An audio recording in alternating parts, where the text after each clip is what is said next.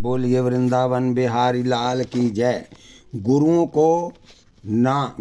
को ना मारकर भिक्षा मांग कर खा लेना ज़्यादा उचित है, अर्जुन ने कहा भगवान कृष्ण से। यहाँ से हमने कथा छोड़ी थी। अर्थ और काम के लिए गुरुओं की हत्या करके उनके रक्त से रंजित पृथ्वी का मैं भोग करूँगा, ये कभी हो नहीं सकता। युद्ध के लिए खड़ा हो जा, ये कहकर भगवान चुप हो गए। अर्जुन ने अपने तर्क रख दिए। भगवान चुप हैं, वह ये देखना चाहते हैं कि इसकी इच्छा क्या है। मेरी बात पर ये तर्क दे रहा है। अर्जुन बहुत समझदार है। बोला, एक तो मुझे ये निश्चित नहीं है कि विजय मेरी होगी या कौरवों की विजय होगी।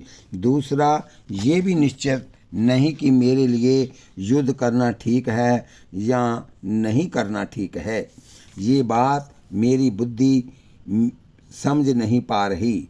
अर्जुन भगवान कृष्ण से कह रहे हैं, मान लो मेरी विजय हो भी जाए तो भी जिनके बिना मैं रह नहीं सकता उनको मारकर मैं राज्य नहीं चाहता। भगवान अभी भी चुप हैं। अंत में अर्जुन ने कहा, मेरा क्षत्रिय स्वभाव है, युद्ध में पीठ ना दिखाने का मेरा संकल्प है। महाभारत में लिखा है, अर्जुन की 2 प्रतिज्ञा हैं, शत्रु के सामने दीनता नहीं दिखाऊंगा और शत्रु को कभी पीठ नहीं दिखाऊंगा। इस प्रतिज्ञा पर मैं अटल था, पर आज मेरा स्वभाव बदल गया है। आज मैं युद्ध से वापस जाने को तैयार हूँ। मेरे मन में दीनता आ गई। धर्म, मैं आपसे पूछ रहा हूँ, धर्म का निर्णय लेने में मैं समर्थ नहीं रहा। इस समय मेरी बुद्धि ठीक ठीक निर्णय लेने के लिए समर्थ नहीं है। मैं आपका शिष्य हूँ, आप मुझे शिक्षा दीजिए, मैं आपकी शरण में आया हूँ। ये 4 बातें अर्जुन ने कही। मेरे मन में कार्पण्य दोष आ गया, मेरा स्वभाव बदल गया, मैं धर्म का निर्णय नहीं कर पा रहा। मैं आपका शिष्य हूँ, आप मुझे शिक्षा दीजिए। मैं आपकी परपन्नम आपकी शरण में आ गया हूँ। मैं शरणागत हो गया हूँ। अब शास्त्र कहते हैं कि जो व्यक्ति वन जाए उसके उद्धार की जिम्मेदारी गुरु पर चली जाती है। जो शरण में आ जाए उसकी रक्षा करना समर्थ का कर्तव्य हो जाता है। जो शरणागत का त्याग करे उसे पाप लगता है, और शिष्य यदि दिग्भ्रमित हो रहा है तो ये गुरु के लिए कलंक की बात है। इसलिए जल्दी शिष्य बनाना नहीं, जल्दी गुरु बनाना नहीं। शिष्य बनाने से पहले अच्छी तरह समझ लो कि ये शिष्य बनने के योग्य है, और गुरु बनाने से पहले समझ लो कि इनमें गुरु की योग्यता है या नहीं। गुरु में 2 योग्यताएं होनी बहुत जरूरी है। एक तो शास्त्रों का ठीक ठीक ज्ञान हो, दूसरा गुरु ब्रह्मनिष्ठ हो, निरंतर भजन में लगा रहे। गुरु को शब्द ब्रह्म में और पार ब्रह्म में निष्ठा होनी चाहिए, और शिष्य को अपने गुरु में श्रद्धा होनी चाहिए। ये बात नहीं होनी चाहिए कि गुरु जी हम आपको मानते हैं, आप हमारी ये बात मानो। गुरु को निर्णय वही देना है जिसमें शिष्य का कल्याण हो। शिष्य का कर्तव्य है गुरु की सेवा करना, और गुरु का कर्तव्य है शिष्य का कल्याण करना। जो शिष्य बन जाए उसे सही मार्ग पर चलाना और ईश्वर को मिलाना, ये गुरु का कर्तव्य है। आज अर्जुन भगवान श्री कृष्ण का शिष्य बन रहा है। वैसे पहले मित्र है, बहनोई है, भाई है, लेकिन इस समय शिष्य बनने जा रहा है। सुभद्रा ब्याही है अर्जुन से, इस नाते से वह उनका बहनोई है। कुंती बुआ का बेटा है, इस नाते से भाई भी है, उनका सखा भी है। आज चौथा नाता जुड़ने जा रहा है। अर्जुन कहता है, मैं आपका शिष्य हूँ, मुझे सन्मार्ग दिखाइए। मैं आपकी शरण में आ गया हूँ। शरणागत शिष्यों को लाभ नहीं हो रहा तो श्रद्धा की कमी के कारण। शिष्य वह है जो गुरु के एक एक शब्द को पकड़ लेता है तो नरक कभी नहीं जा सकता। शिष्य के हृदय में गुरु के प्रति श्रद्धा होनी बहुत जरूरी है। वेद भगवान भी कहते हैं, श्रद्धावितो भूतवा, श्रद्धा रूपी धन लेकर गुरु के पास जाना। गुरु के पास जाना तो कुछ लेकर जाना। श्रद्धा रूपी वित्त, श्रद्धा रूपी धन लेकर गुरु के पास जाना। जिस शिष्य के अंदर श्रद्धा नहीं, उसे ज्ञान की प्राप्ति नहीं हो सकती। तुलसीदास जी रामायण में कहते हैं, होई ना विमल विवेक उर गुरु सन किए दुराव।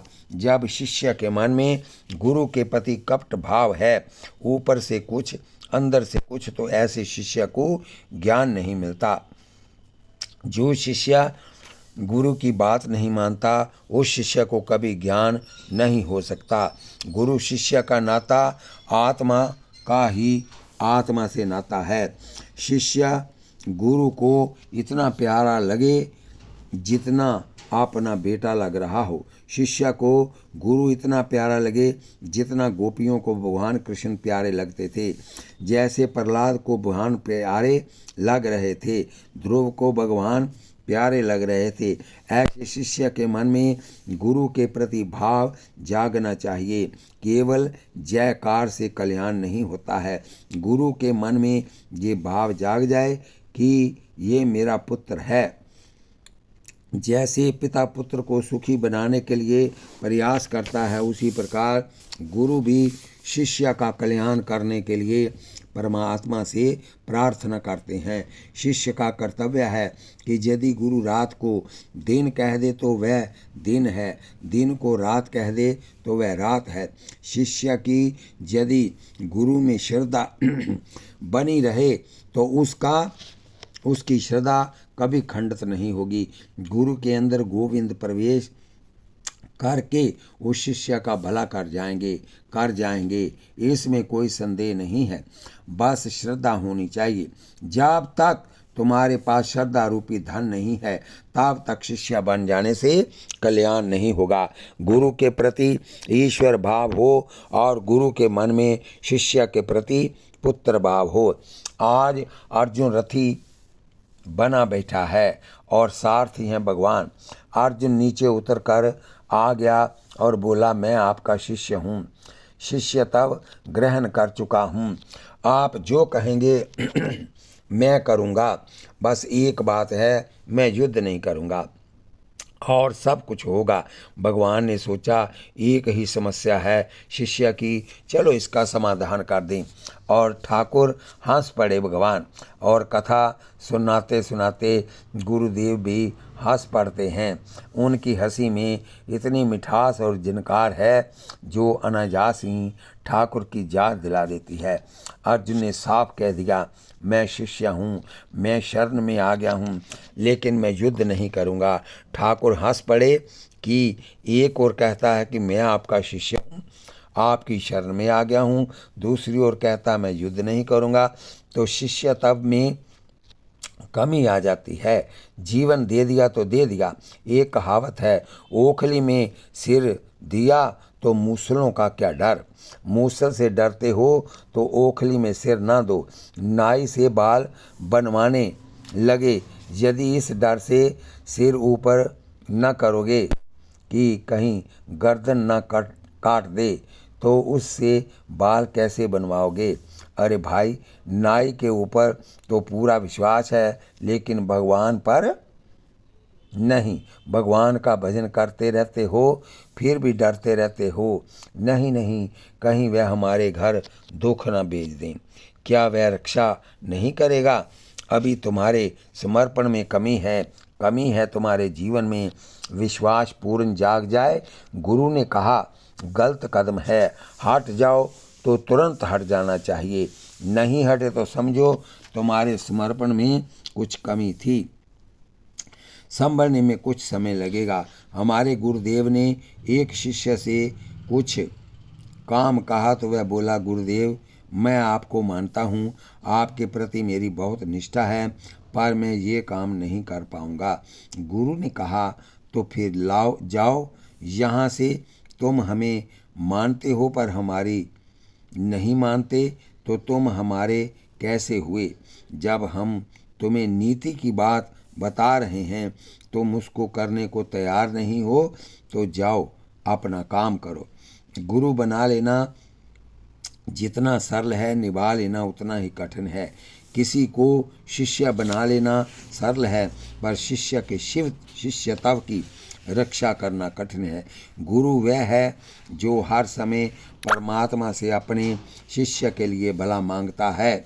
जैसे पिता परमात्मा से हमेशा अपने बच्चों का सुख मांगता है, वैसे ही गुरु हमेशा मांगते हैं हमें भले ही नरक दे दे, पर जो हमारे पीछे लगे हैं उन्हें वैकुंठ दे देना, उनको ज्ञान दे देना, उनको शांति दे देना। वही गुरु सही अर्थों में गुरु है, जो अपने शिष्यों को स्वर्ग भेजने के लिए स्वयं नरक जाने के लिए तैयार हो जाए।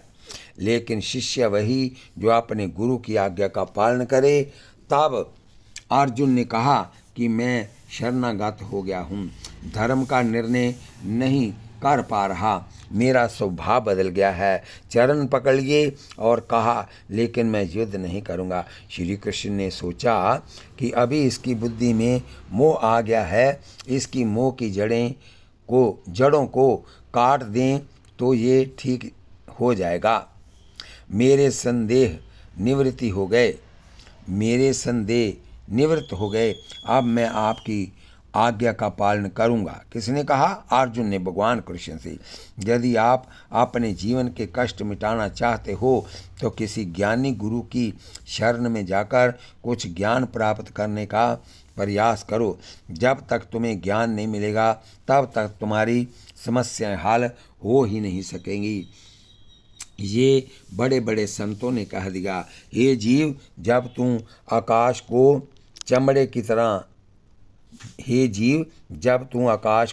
चमड़े की तरह लपेट कर बगल में दबा लेगा, तब हो सकता है कि तुम्हें ज्ञान प्राप्त किए बिना शांति मिल जाए। क्या ये संभव है कि आकाश को लपेटा जा सके? निराकार आकाश, इतना अनंत आकाश, ये असंभव है कि उसे लपेट सके। बड़ी सुंदर घटना है। किसी राजा के मन में ख्याल आया कि मैं यहाँ जहाँ जाऊँ वहाँ कालीन बिछा रहे या चमड़ा बिछा रहे, ताकि कांटों से बचाव हो सके। उसने लोगों को बुलाकर कहा कि जो व्यक्ति सारी दुनिया में कालीन बिछा दे उसे वह मन चाहा इनाम देगा। वह चक्रवर्ती सम्राट, लेकिन कौन सारी दुनिया में कालीन बिछाए? एक समझदार व्यक्ति आया, बोला, मैं सारी दुनिया में चमड़ा बिछा सकता हूँ, आपका पैर कभी जमीन पर रखा ही नहीं जाएगा, यहाँ कहीं जाओगे चमड़े पर ही होगा, पहले इनाम दो। राजा ने कहा, पहले चमड़ा बिछा कर दिखाओ। वह चमड़े की जूतियाँ बनाकर ले आया। बोला, महाराज, जहाँ भी जाओगे पैर चमड़े पर ही रहेगा, जमीन पर कभी नहीं पड़ेगा। उसी तरह जीवन की सारी समस्याएं हल करने की बजाय गुरु से ज्ञान प्राप्त करके मोह रूपी समस्या बैठकर सुलझा लो तो जीवन की समस्याएं अपने आप हल हो जाएंगी। एक समस्या को हल कर लो, जीवन की सारी समस्याएं हल हो जाती हैं। तुलसीदास जी लिखते हैं, रात्रि आती है, देशवासी रात्रि का अंधकार मिटाने के लिए करोड़ों बल्ब जलाते हैं, लाइटें जलाते हैं, तारागण उदय हो चुके हैं, पूरा चांद भी निकल आया है, फिर भी पूरी रात्रि निवृत्त नहीं हुई। सारे पर्वतों पर आग लगा दो, फिर भी पूरा अंधकार नहीं मिटता, कहीं ना कहीं अंधकार बना रहता है।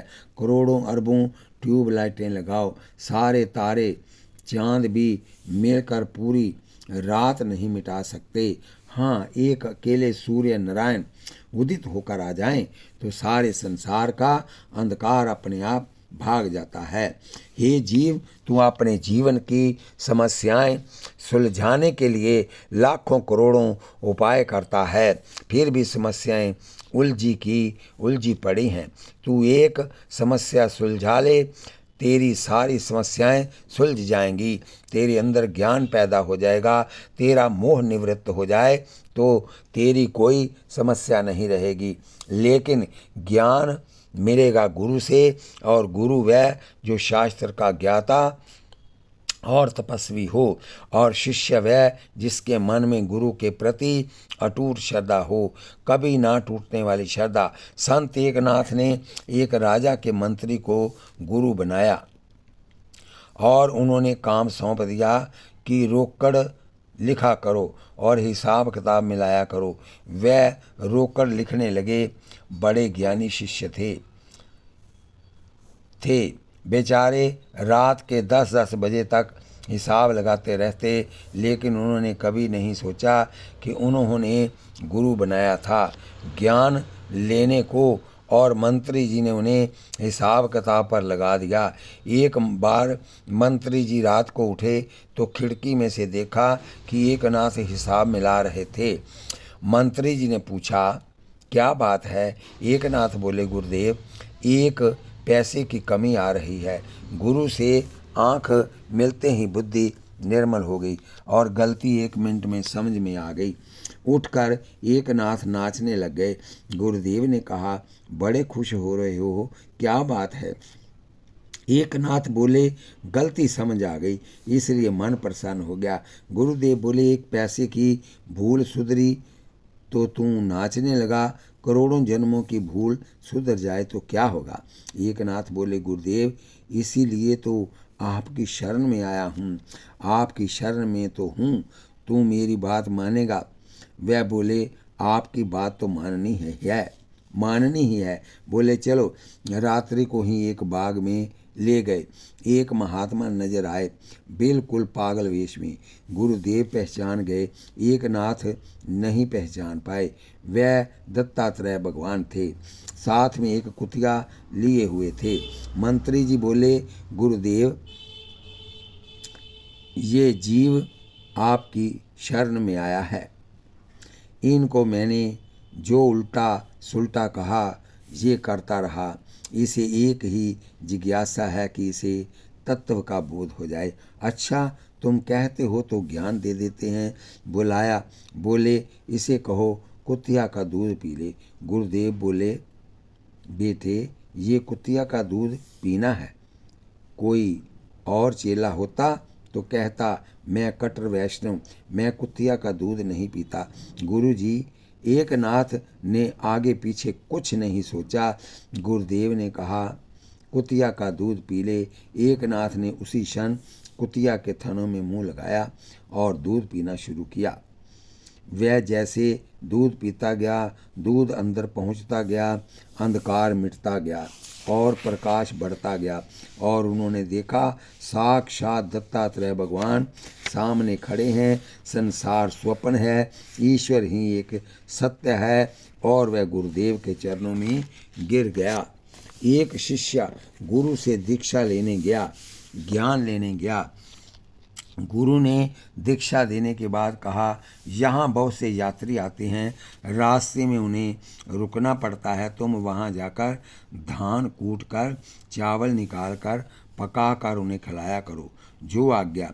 कई वर्षों तक वह यही करता रहा, दर्शनों को आने जाने वाले को खिलाना और उनकी सेवा करना। अब गुरु जी वृद्ध हुए, गद्दी पर अधिकारी कौन होगा?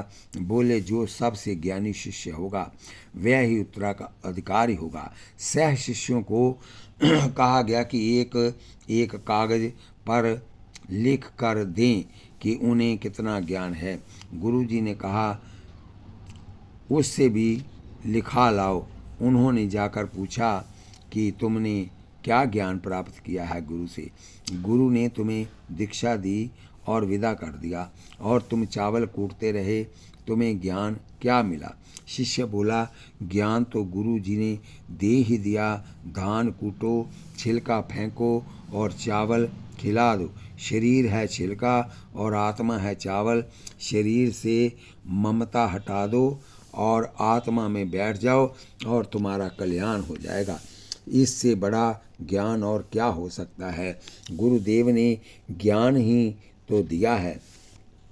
जब जाकर सुनाया तब उसे उत्तराधिकारी बना दिया। मैं आपका शिष्य हूँ, मैं आपकी शरण में आया हूँ गुरुदेव, और मुझे शिक्षा दीजिए। भगवान बोले, क्या बोले? सुनो जरा ध्यान से, गीता के दूसरे अध्याय का 11वां श्लोक। जब अब भगवान ने पहले ही अर्जुन को डांट दिया, तू बातों तो पंडितों सी कर रहा है और काम मूर्खों वाला कर रहा है, ये तेरी मूर्खता के लक्षण हैं।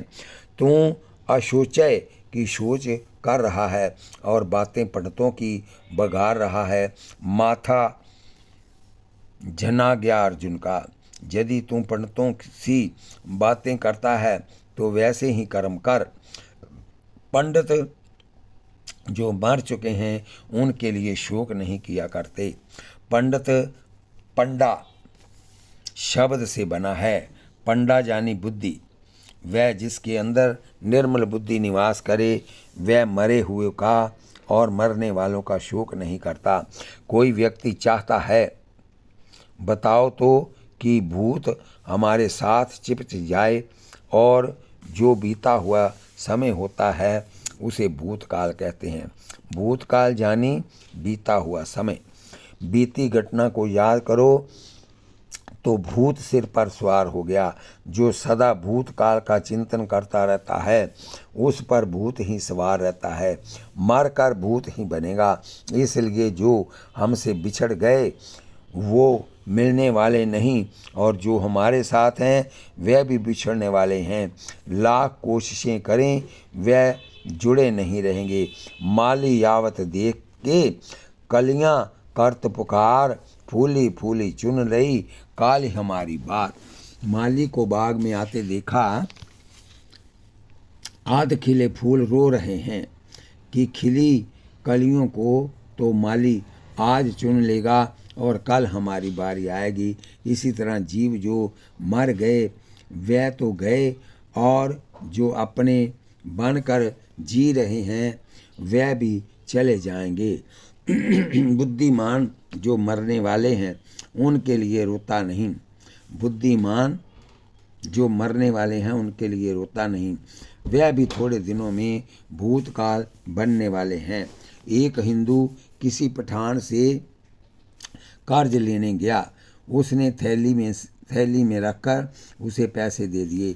इतने में हिंदू ने देखा कि एक जवान व्यक्ति मर गया है और वह लोग उसे चुपचाप उठाकर ले जा रहे हैं।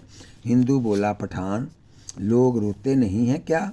पठान बोला, हम तो ये मानते हैं कि जो जिसकी वस्तु थी वह ले गया। हिंदू बोला, हमारे यहाँ तो लोग छाती पीट पीट कर खूब रोते हैं। तब पठान ने पैसों की थैली वापस छीन ली। बोला, यदि तुम लोग भगवान की दी चीज़ वापस देने में रोते हो तो हमारी चीज़ भी देने में रोगे। तुम तो वापस ही नहीं लौटाओगे हमारे रुपए, हम नहीं देते। दुनिया में जो आया है ईश्वर के यहाँ से आया और ईश्वर के पास ही वापस चला जाएगा। ये तो भगवान की अमानत थी। अर्जुन, आज से पहले लाखों करोड़ों लोग मरे हैं और जो हैं वह भी मरेंगे। जो मर गए उनके लिए रोना नहीं, उन्हें भूल जाना। गरुड़ पुराण में लिखा है कि जो हम मरे हुओं के लिए रोते हैं वही आंसू गरम गरम खून के रूप में मृत आत्मा को पीना पड़ता है। जो रोते रोते खांसते हैं, नाक बहता है, वह सब मृत आत्मा को खाना पड़ता है। हमें मरने वाले की चिंता नहीं कि वह कहाँ गया, हमें चिंता सिर्फ अपनी है कि हमारा सुख छीन गया। कोई व्यक्ति मरने वाले के लिए नहीं रोता, अपने सुख के लिए रोता है। व्यक्ति किसी के मरने पर अपना सुख छीनने के लिए होता है। आप अपने दिल के छाले फोलते रहते हो। सिर्फ एक बहुत अच्छे संत हुए अखंडानंद जी, उन्होंने लिखा कि हमने अपनी पत्नी को कहा कि हम सन्यास लेने जा रहे हैं। पत्नी बोली, मेरा क्या होगा? सन्यासी संत ने सोचा, देखो इसे कोई परवाह नहीं कि हमारा क्या होगा, हम क्या खाएंगे, क्या पिएंगे, कहाँ रहेंगे। सिर्फ कहती है मेरा क्या होगा। सब अपने सुख की चिंता करते हैं। ऐसी स्वार्थी दुनिया से क्या नाता जोड़ कर रखना है। पंडित वह है जो बिछुड़ गए उन्हें भूल कर भगवान का भजन करे। पंडित वह है जो आगे बिछड़ने वाले हैं उसमें भी पहले से ही मन मोड़ ले। पंडित वह है जो बिछड़ने वाले हैं उनसे पहले ही मन मोड़ना शुरू कर दे।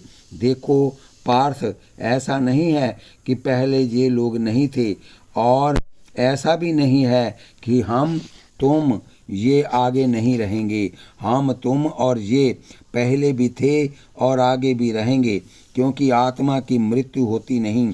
आत्मा पहले भी थी, आज भी है और आगे भी रहेगी। घड़ा बनाया गया घड़े का आकार घटाकाश कहलाता है। घट फूटा, आकाश पहले भी था, उसमें मिल गया। घड़े का आकाश घटाकाश बना और टूटने पर महाकाश में मिल गया। आकाश नहीं टूटता, आकाश नहीं बनता, आकाश तो नित्य तत्व है। भगवान कृष्ण 13वें श्लोक में कहते हैं, अर्जुन इस जीवन में 2 शरीर तो व्यक्ति के बदल गए। अर्जुन इस जीवन में 2 शरीर तो व्यक्ति के बदल गए। बचपना बदला और यौवन आ गया, पर आत्मा नहीं बदली। और जवान ही जवानी बदल गई और बुढ़ापा आ गया, पर आत्मा नहीं बदली। जब बचपन बदलने और जवानी बदलने पर आत्मा नहीं बदलती तो बुढ़ापा बदलने पर आत्मा कैसे बदलेगी। बुढ़ापा मरने पर तुम्हारा कैसे, बुढ़ापा मरने पर आत्मा कैसे मरेगी। 2 शरीर तो यहीं मर गए पर हम नहीं मरे। तीसरी शरीर मर जाएगा तो हम कैसे मरेंगे। जब 2 शरीर चले गए पर हम नहीं गए तो तीसरा भी चला जाएगा, तो हम कहाँ जाएंगे। वह धीर वीर और समझदार व्यक्ति है जो शरीर के चले जाने पर शोक नहीं करता। कोई व्यक्ति मर गया, उसका शरीर जला दिया, हड्डियों को गंगा में बहा दिया, अब तुम सारी उम्र रोते रहो तो क्या फ़ायदा, समय क्यों खराब करो। पंडित पड़ोसी के कहने पर हमारे पास 1 घंटे का भी समय नहीं है, जाने वाले पर व्यर्थ क्यों रोवो। भगवान कृष्ण कहते हैं व्यक्ति मोहित नहीं होता, समझदार व्यक्ति मोहित नहीं होता। ये शरीर के छूटने पर भी किसी विप्र के, किसी प्रिया के चले जाने पर भी न्यूट्रल बनकर जीता है। ज्ञान उसी के अंदर आया हुआ है जो जीवन में प्रिया के वियोग में दुखी नहीं होता और किसी अप्रिय घटना के आने पर नर्वस नहीं होता। ऐसे वही व्यक्ति जी सकता है जिसने अपनी आत्मा को ठीक पहचान लिया है। राजी तेरी रजा में मुझे एतराज़ क्या है। मेरे पास बिजलियां हैं, मेरे पास आशियाना। तेरी आशिकी से पहले मुझे कौन जानता था। तेरे नाम ने बना दी मेरी जिंदगानी फसाना। मुझे इसका गम नहीं है कि बदल गया ज़माना। मेरी जिंदगी के मालिक कहीं तुम बदल न जाना। आत्मा अजर है, अमर है, अभेद है, अशेद है, अकाटे है, अदाह है। आत्मा कभी मरती नहीं, शरीर कभी रहता नहीं। हम शरीर नहीं, हम आत्मा है। यदि ये शक्लें बिछुड़ जाएंगी तो और बढ़िया शक्लें मिल जाएंगी। पहले भी कोई शरीर रहा होगा, पहले भी कोई नाते रिश्तेदार रहे होंगे, पहले भी पति परिवार रहे होंगे, उनको भूल चुके हैं। आगे नए मिल जाएंगे। ये कोई नई घटना नहीं है कि तुम्हारे ही घर में मृत्यु हुई और किसी घर में मृत्यु नहीं हुई। तुम्हारे ही घर में जवान मरा है और किसी घर में नहीं मरा, फिर तुम इतना रोते क्यों हो। आत्मा अमर है, आगे ध्यान दीजिए। हे पार्थ, अर्जुन, इंद्रियां और विषयों के संबंध से सुख मिलता है या दुख मिलता है। सर्दी में ठंड से दुख और गर्म हवा से सुख मिलता है। समझदार व्यक्ति सुख पाकर हर्षित नहीं होता और